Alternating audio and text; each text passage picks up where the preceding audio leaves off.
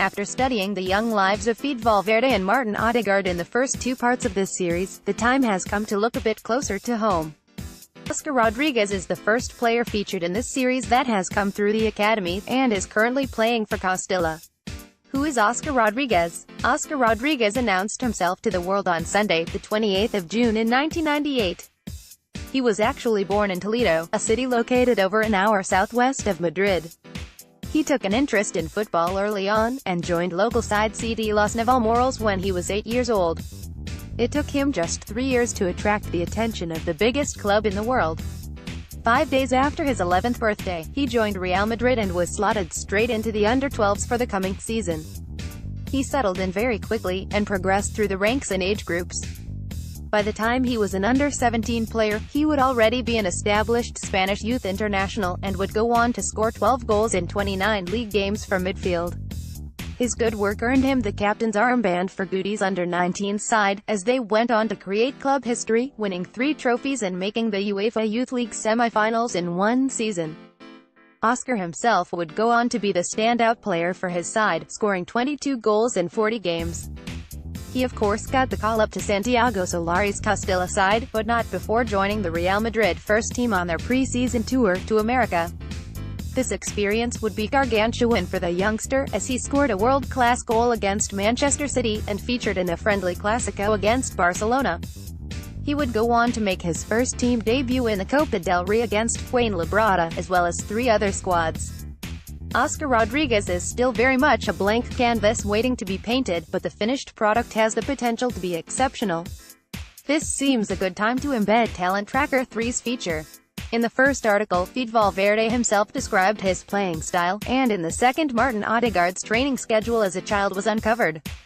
This time out, managing Madrid's very own academy expert Andre Paul is on hand to share his experiences of watching Óscar during his under-19 days. Just how good was Óscar for the under-19s, and for the academy in general?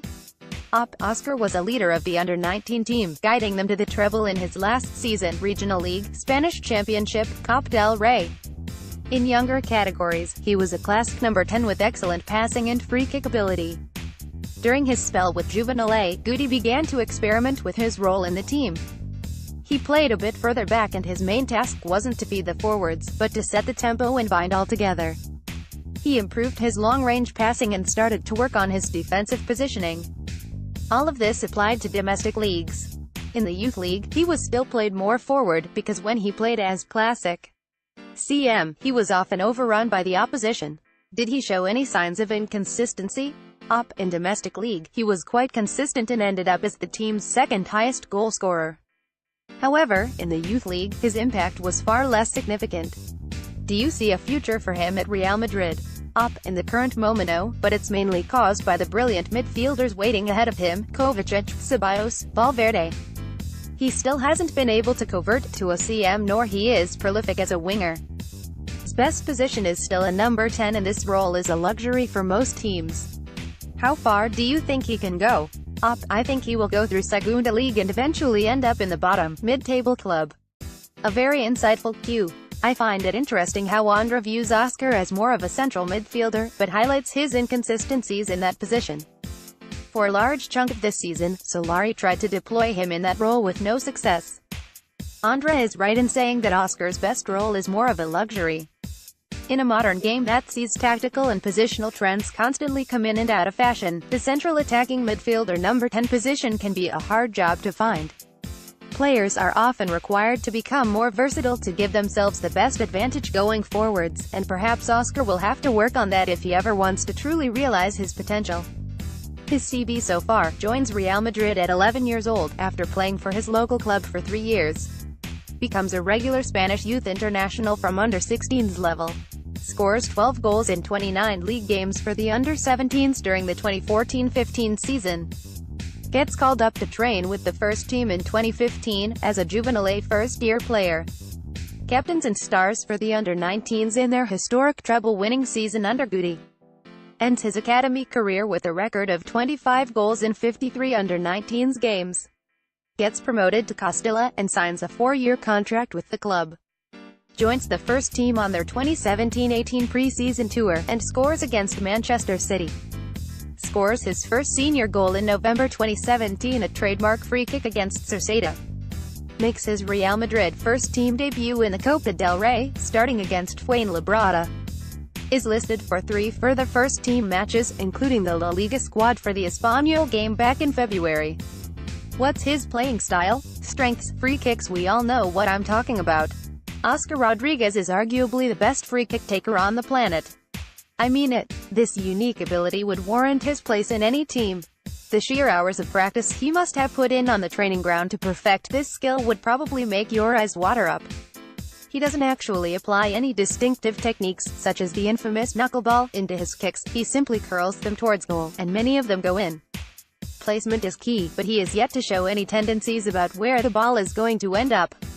I have seen him hit many different areas of the goal. It really is a sight to see. If you haven't already experienced an Óscar masterclass in free kicks, the video below of his under-19 days should give you some idea of how good his dead ball game really is. One thing's for sure, if my team made it to the Champions League final, and won a free kick in a semi-decent position after a scoreless 89 minutes, there is nobody that I would rather have on the field. Dribbling ability. If you've tuned into Castilla for the odd game this season, then you may well be scratching your head at this one. Rest assured, Óscar has a humongous amount of ability in the tank, even if it's largely yet to be seen for Castilla. There's something very natural and classy about the way he beats a man, and his close control is at the heart of his technique. Rather than knock the ball 5 yards ahead and turn the burners on, he takes a lot of intricate touches to manipulate his path. In full flow he is a very entertaining player to watch, but the big problem this season has been reaching that full flow. Weaknesses. Consistency. In his first season in men's senior football, Óscar has struggled to maintain the good form that saw him promoted to Castilla. There are many contributing factors to this problem, but Rodríguez has to hold his hands up and take a share of the blame himself. If you are a football player, it is hugely damaging to have a manager as bad as Santiago Solari put in charge of you. For the first half of the season, Óscar was deployed as a central midfielder. This move neglected his creative capabilities, and his confidence levels took the usual blow that many who have fallen under Solari's guidance have experienced. However, unlike many of the other players that have faded away because of Solari, Óscar has been deployed in his preferred position of central attacking midfield for over half of the season, and has failed to live up to the expectations. His record of one great game over the course of the entire season is a testament to his lack of consistency. It has to be said that this is the first of many seasons for this talent though, and if he can maintain a starting spot at Castilla, under a different manager he could potentially flourish.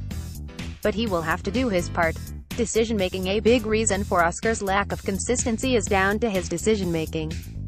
Unlike his competition for a place in the first team, Óscar often makes the wrong decisions during games.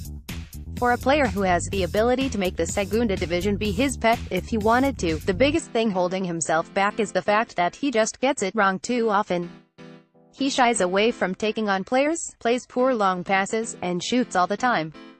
This is something that can be improved, and that is vital for him to work on. If he sorts this out, his game will completely change, but at the moment watching him can be a mess at times. Shooting. How is someone who is so good at free kicks so poor at shooting, you say? Well, the answer is quite simple. Óscar Rodríguez shoots all of the time and misses all of the time. This comes under his decision-making problem.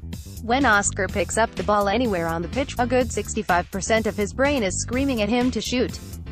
Often he does, and barely ever does he score. The amount of good chances I have seen this kid waste for Castilla because he has taken a shot and it's flown over is unbelievable. Just in case you haven't got the gist of what I'm saying, he shoots all the damn time. Like all the time. Stop it, Óscar. If he lends half of his shooting tendencies to Martin Ødegaard, then that would be ideal for everybody. What are his first team chances? As it stands, there are none. There isn't much competition for a potential spot ahead of him in his best position at the moment, but the club can always just buy someone world-class, and the competition he does have is a certain Martin Ødegaard. Martin is younger than Óscar, and is currently unquestionably miles in front of him. The fact that he can only really play in one position currently could also be a big factor, as the club may not even have that role in their future plans if they were to change tactical ideas or bring a new manager in. His lack of experience plays a big part in his chances, but he can only really improve from this stage. It would be foolish to completely rule him out. Who should be next? Let know in the comments section.